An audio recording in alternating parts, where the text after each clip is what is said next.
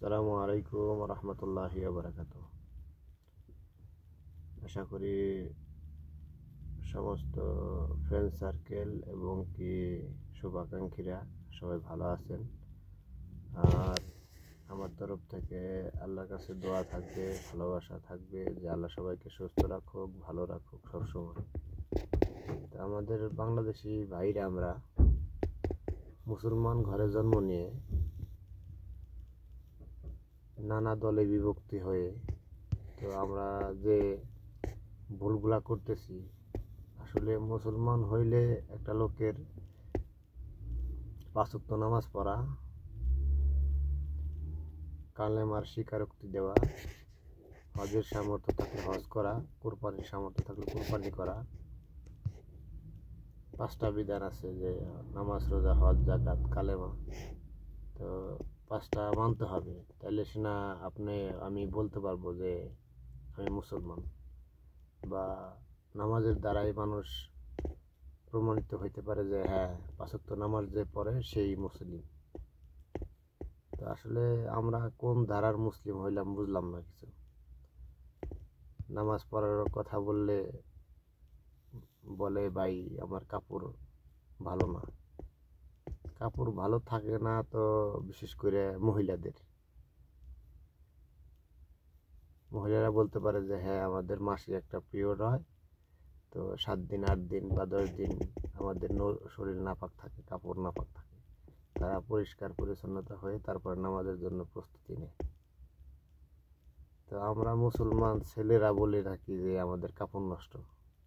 তো আমরা কেমন মুসলমান ঘরে জন্ম নিলাম? এই মুসলমান যে আমরা, আমাদের যে পূর্বপুরুষ থেকে যে আমরা এটা মানে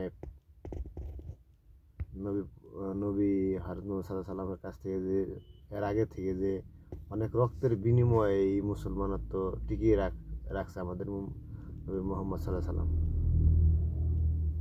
অনেক রক্তের বিনিময়ে এই দিন ইসলামটা পাওয়া আমাদের। আসলে আমরা এতটাই তুচ্ছ মনে করি যে নামাজের কথা বললে ভাই সময় নাই, পরে পড়বো, একটু জান আসতেছি।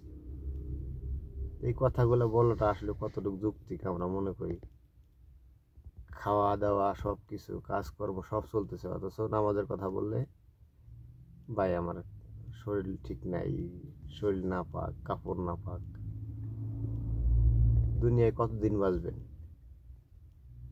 তো দুনিয়ায় সবসময় মানুষ যদি বাঁচার চিন্তাই করেন তো মরার চিন্তাটা করেন একটু।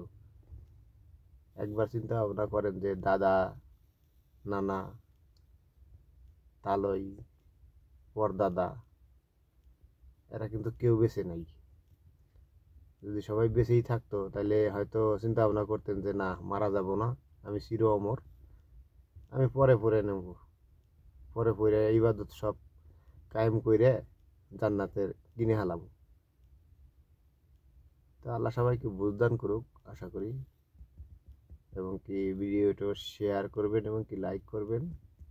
আর ভুল হলে অবশ্যই ক্ষমা দৃষ্টিতে দেখবেন। আমার হয়তো এত জ্ঞান দেওয়া শোভে না, তারপরেও কিছু না কথা বললেই হয় না। তো আল্লাহ সবাইকে ভালো রাখুক, সুস্থ রাখুক। আসসালামু আলাইকুম রহমতুল্লাহি ওয়া বারাকাতুহু।